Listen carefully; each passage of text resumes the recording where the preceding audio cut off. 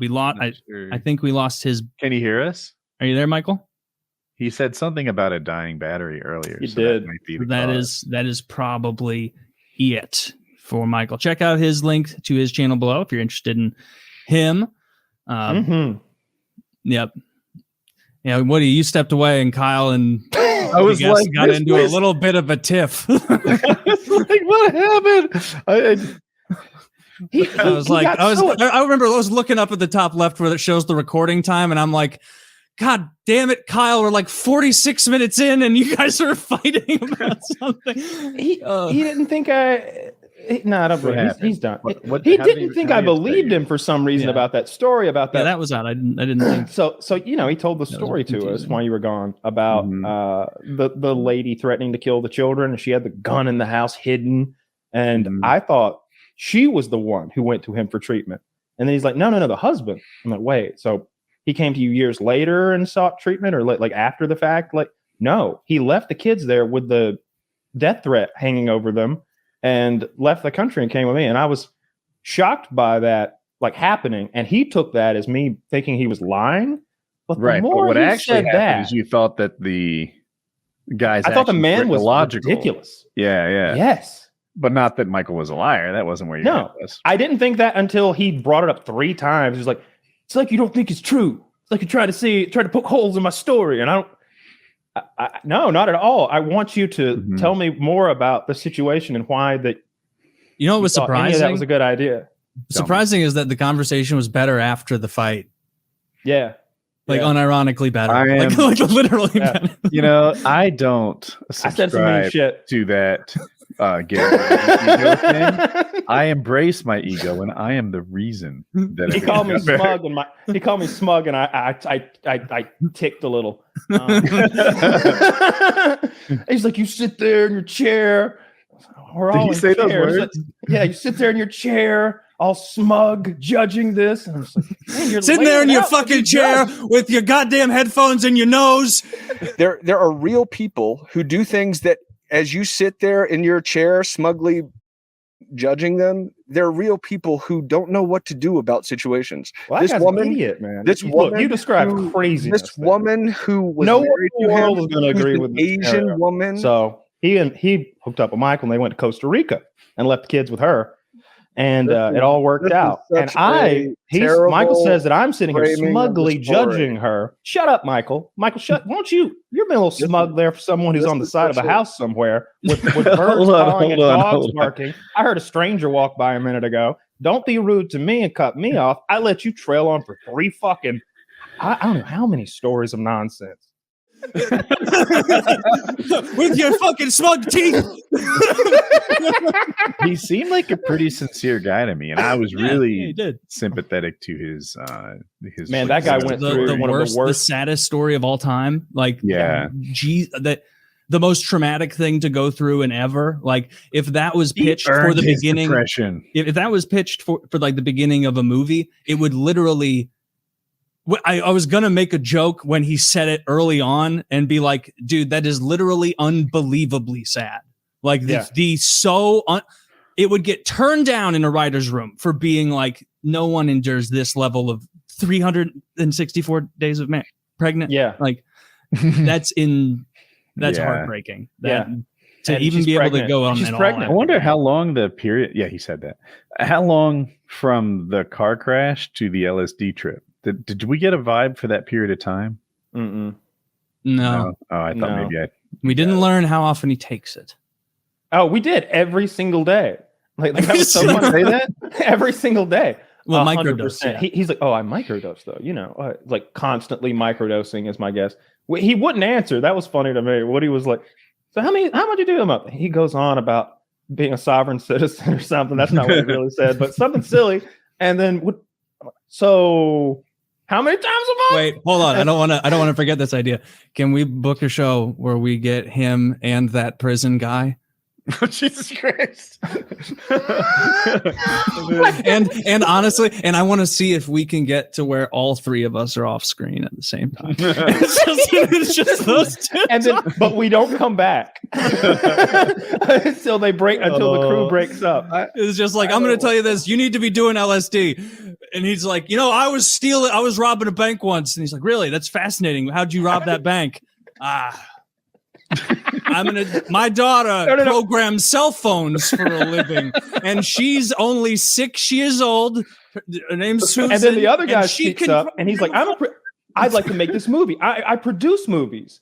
And so the drug guy says, that's great. You're a movie producer. What do you do? And he goes on for like 5 minutes inexplicably. And the drug guy somehow understands every fucking word and just nods sagely while that would be a good show. Those three together, nobody can answer a fucking question. Look, I'm so sorry for that man's unbelievable loss. It is the saddest shit I've ever heard. Yeah. I ain't lying. I wasn't sitting here smugly judging his story. I was sitting here. I couldn't believe what he was telling me. It does seem like there was a disconnect from time to time. Like we'd ask a direct question and not get a direct answer, or he'd tell a story. We'd be like, "Wow," and he was like, "We calling me a liar?" No, that wasn't what I was going for at all. And there were just these. He's like, "What are you trying to get at? What are you trying to get at? I don't know what you want to talk about right now." I'm like, "I want to talk about how that guy's wife was going to smoke him and his kids, and he went and did drugs in another country with you, and how." And at one point I kind of suggested that he might be culpable if she had killed the kids, and I saw him react to it. It was funny. I saw his face react. He was like, got him alone. Got him alone. Kyle does not like being called smug. I didn't like it at all. I wasn't being smug. I was trying to contain. Let go of that your part ego, of Kyle. me that wants to yell, "Sir, something awful happened to you. I bet." Just guessing here that you sustained a head injury in that crash that killed your wife. And I bet in the years since you've abused drugs so much daily that you have a hard time communicating very, very well right now. And I also think that your perception on reality is literally altered right now. So you're getting some readings off me that aren't exactly accurate. Plus, you don't know me very well. I told him I had 4 kids when he tried to use that against us. He was like, "Do you have kids, Taylor?" And Taylor was like, "No." Then you could never understand. "Do you have kids, Kyle?" And I went, 4. My wife gonna use that shit on me. We really don't know exactly how many. I had names ready to rattle off. I was like, if my wife, I was going to name them after all the dogs. I was going to use the dogs' names. Yeah. Bart, Lisa, Maggie. My wife, Morty. The King of the Hill kid. Is it Tommy? Bobby. Bobby. Yeah. Bobby, Joseph, Luann, and Con. Those are my kids. Con Bobby, Jr. Joseph. That'd be funny if he Con like Jr. caught on to the He's ruse. Vietnamese. Like, what are your kids' names? Ross, Rachel, Joey. Joey. There's 2 more. Fucking Monica? Rudolph, Blitzen, Dasher, Dancer. I kind of liked him, and I was certainly empathetic to his story. He just, it just took a little persistence sometimes to get him to go where I was trying to. Yeah, it's just hard with a lot of like psychedelic people to get them going in the direction you want, because a huge amount of it is saying learn to accept the things you can't control. That's the overwhelming majority of it, seemingly the core of it. And a lot of it, so he'll say that, and it's like you can see all 3 of us be like, yeah, that's true. Like anything that helps you accept the things you can't control. If you're 5'8" and you want to be 6'4", you got to learn to accept that. Like that's a fact. You'll be happier when you do. But then it gets backfilled with so much stuff like everything is reality and nothing is extant other than your internal human self. And it's like, okay, well, what is my internal human self if not an amalgamation of my thoughts and beliefs? My biggest one was, he was like, everything's fine. There's nothing wrong with anyone. Everyone needs to understand that. And I was like, and the first step is doing drugs with me in Costa Rica. That's like, come on. If anybody wants to join him for drugs in Costa Rica, his link is down below. I bet you'll have a hell of a time. I'm kind of tempted. Maybe your wife spotted a gun. Maybe you don't know where it is. Maybe you just learn to accept that. just learn to accept that. I want somebody to when write your like wife has a gun and threatens to kill your kids, you go, that's life. That one throws you a curveball. Go ahead, Kyle. At what point would he not think it's a good idea to leave the country and come do drugs with him in Costa Rica? I wonder. Dear Jonathan, or whatever his name was, Michael, was it? Michael, whatever. Grizwold. Michael. Dear Michael, my house is currently on fire. I had thoughts of calling for assistance. My children are inside. And I realized nothing really matters. When would we head to Costa Rica? Like at what point should we actually focus on what's going on? That one was a fire. It was a fire in the kitchen. The barn's burning down in the backyard. The children are about to be killed. Yeah, and then saying all of this stuff is nothing. It's and that shit happens all the time. It's just thoughts. That's Woody. You're in your own head, and this and that is it. So much of it is just internal, not even internally, externally contradictory. Where it's like everything is just you in your head, and nothing matters. But it matters deeply that you improve your ability to see the world in this way. And so it's your internalization of information is wrong, and that needs to be fixed. Well, that's a mechanism by which you garner information. Like saying that it doesn't make sense. Nothing's wrong. That's why. I hear how it doesn't make sense. Like it's not lost on me. But here's a guy whose life mission, the focus of what he has going on, seems to be inner peace.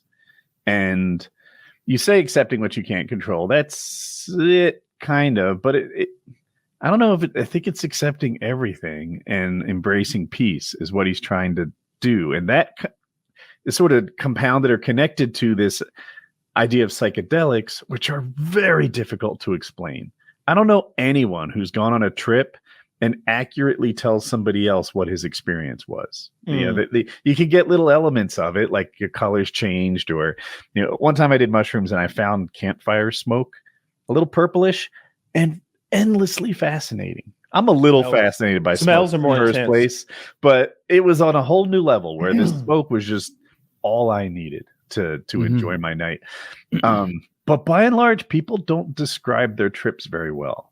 And that combined with this idea of accepting inner peace being so paramount was a tough message to deliver.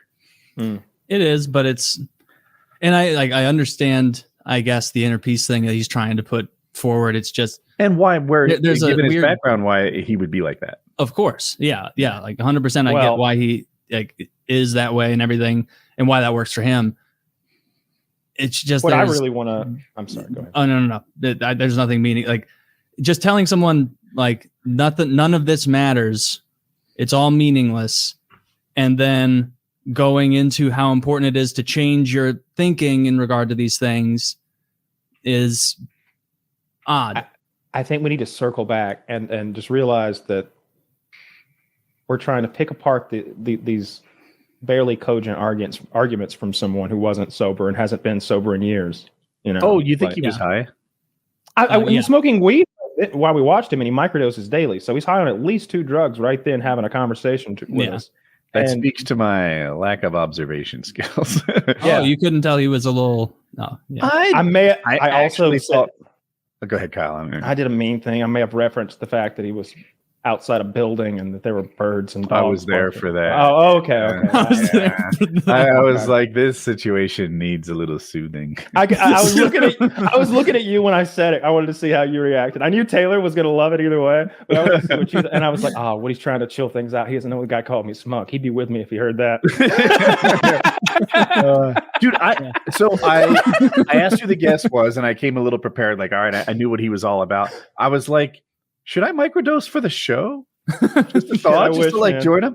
Taylor's background would have fucked me up. What is happening there? You're going from purple to blue. You are changing colors, right? Yeah. It's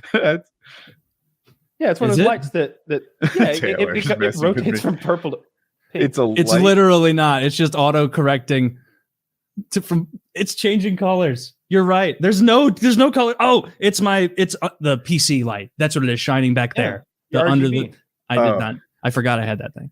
Yeah. So your computer was morphing its RGB, and that's what I'm seeing. Yeah. I thought there's probably a way to turn it off. I thought it was really planned. Taylor was like, you know what? For it. new me, new background. We're gonna get special today. We're upping our production quality. I'm not gonna show up on camera with a bunch of trash in the background like some loser. Yeah, that's so true. That's what I was doing as I was putting in the hours, making sure that my PC was angled correctly. On that PC, I'm winter sure clothes that need to be stored. I bet more than life is a honey bun. Life is a series of honey buns that don't matter. You just nothing matters and everything's all right. Yeah. Everything's good. Everything, Taylor.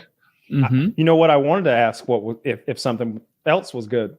I wanted to, but I stuck. No, I heard you with the Holocaust. I was going to ask about a third thing that he might not think was so good that happened. But like Jesus Christ. Yeah. We need to go there. I'm glad you I had it in my back pocket though. I was ready. I wouldn't do that. It wasn't a proportional response to Smug. I would have had to go get a soda. Like, I would have been one of those. I would have had to be like, I got most of this Coke Zero left. I got to get another one. Like, I got Jesus.